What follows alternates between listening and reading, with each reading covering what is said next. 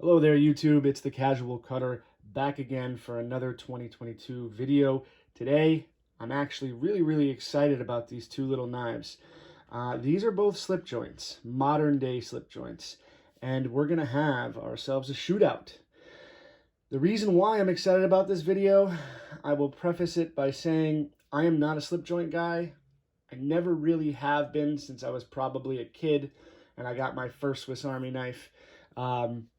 I'm a huge fan of locking folding knives, but when I got these two knives in, it rekindled that boyish wonder from when I was 7-8 years old and I got my first red Swiss Army knife. This did it for me. These two knives have a lot to love, and today's video we're going to go into their differences, their similarities, and which one might be better for you. Stick around. All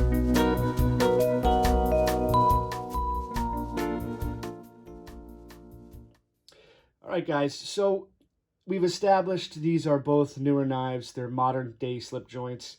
They're both titanium. They're both premium steel. Let's start with the specs on the Bexar by Tactile Knife Company. If you don't know about Tactile Knife Company, it's a spin-off from Tactile Turn, which is a company that manufactures high-end titanium pens and pencils, I think. But they are known for their titanium milling, which you can see in these scales is subtle yet beautiful. And the Bexar has a lot of hype around it. It's it's a super thin knife. You can see it's a waif. It's thin and it's light, and there's a lot to like about it. The first thing is that it's not a small knife by any means. Overall length on this guy is 6 3/4 inches, so it's not small. You can get a good grip on it, good purchase on it. It's got a beautiful clip point blade. Blade length on this guy is 2.84 inches. And it's just a really classy, gorgeous, well-made slip joint. One of the reasons why I think slip joints didn't really appeal to me is the spring tension, the back spring. If a slip joint is overly difficult to open and close, I just don't want to waste my time with it. I feel like I'm wasting my time. I feel like I'm wasting the knife's time. But this guy here, I got a bad grip on it, is really easy to open. And it's got enough spring tension to where you don't feel like it's going to guillotine shut on your hand. It does have a half stop for safety, and it's just easy to work. Let's see. Weight on this guy is 2 ounces even. I attribute that to its thinness, despite its its reasonable length. It's super thin, 2 ounces. This thing's going to disappear in your pocket, disappear, in your fifth pocket, pretty much anywhere. It's good to go. And it's available in 2 blade steels. 20 CV, awesome, right? M390 equivalent. And Magna Cut. There's a lot of hype around Magna Cut. This is my first knife in that steel, so I can't speak to its, its awesomeness just yet, but that will come in time because this knife is sticking around. So that's a little bit on the Bexar by Tactile Knife Company. Next up is the West 2. There was a West 1. The West was 1 slip joint again, but you'll notice that this one has this crazy milling pattern on the show scale. Smooth stonewash TI on the backside. The main difference between this guy and the Bexar is going to be thickness. The West is a little bit thicker. It's noticeably thicker. And that's going to be the first thing that kind of jumps out to you. But similarity-wise, this is also available in 20 CV and only 20 CV. also opens very, very nicely, very easily. And that's attributed to, I think, not only the spring tension, but also this opening method.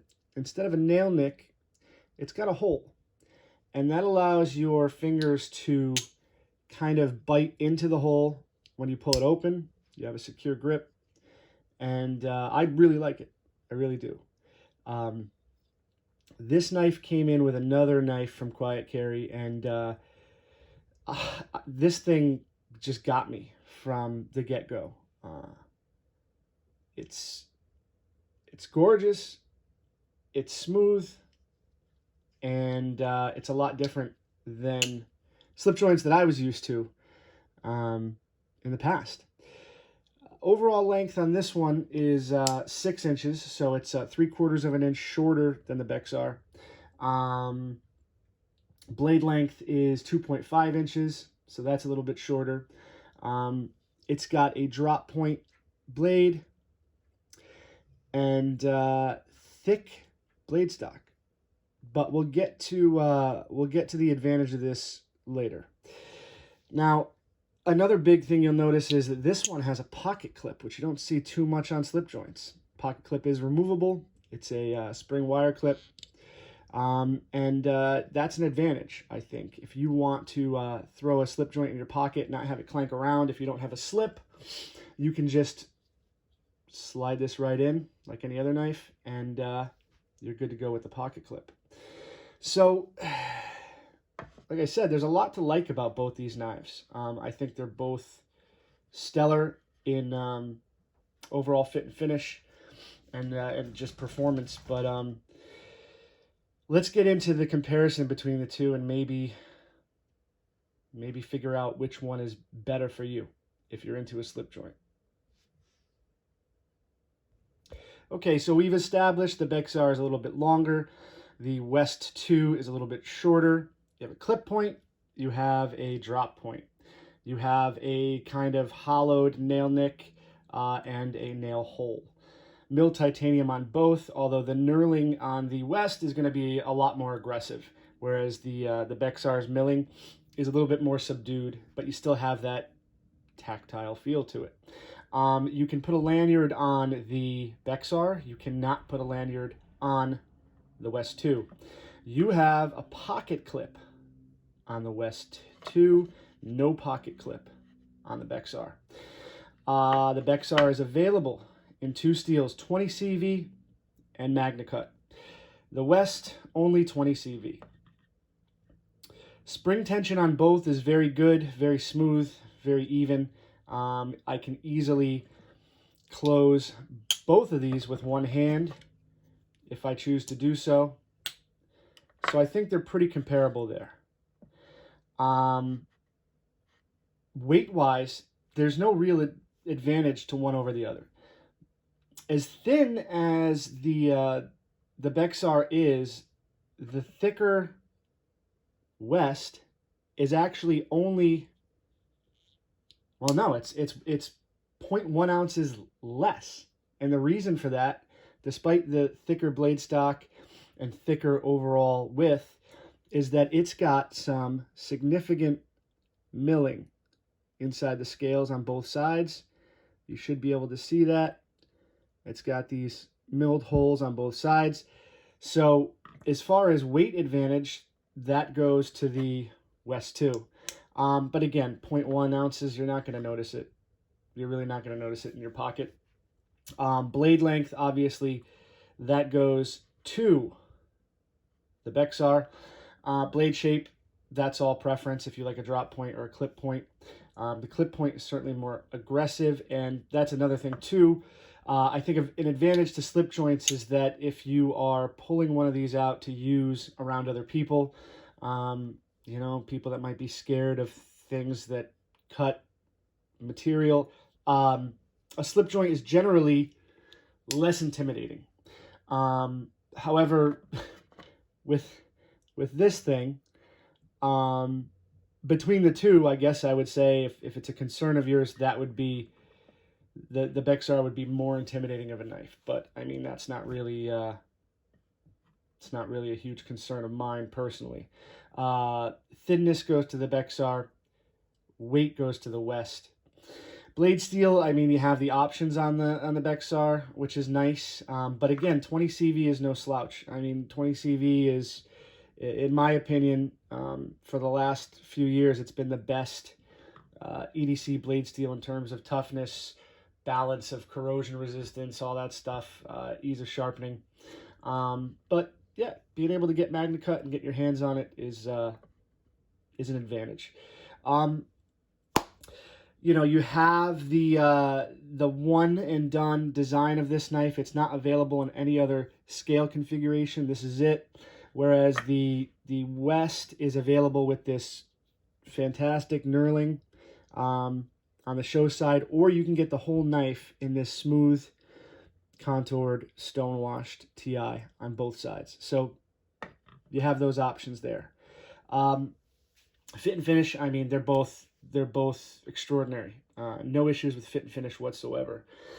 The Bexar is made in America, in Texas, and the West is made overseas. So if that's a thing for you, something to consider. But I mean, guys, the similarities are as close as the differences. You know, as you can see, they're very different looking knives. You have a difference in thinness and blade stock. I mean, that's super noticeable. You know, it's going to come down to preference. You can't go wrong with either one of these, really. I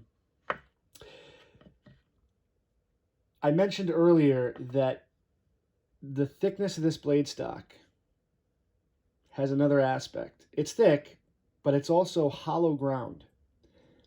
Let's see if we can pick that up, if the light wants to cooperate with me. So it's got a decently deep hollow grind on the West. And that means that you're going to get a lot thinner behind the edge as you go down. So I guess what I'm trying to say is the thickness of the West is counterbalanced by its grind, its hollow grind. Whereas the Bexar is super, super thin, but it's a flat grind. So, you know, that's another difference there. One thing I really do like about the West and Quiet Carry in general is that his show sides, the show scale, all the hardware is smoothed out, non-accessible.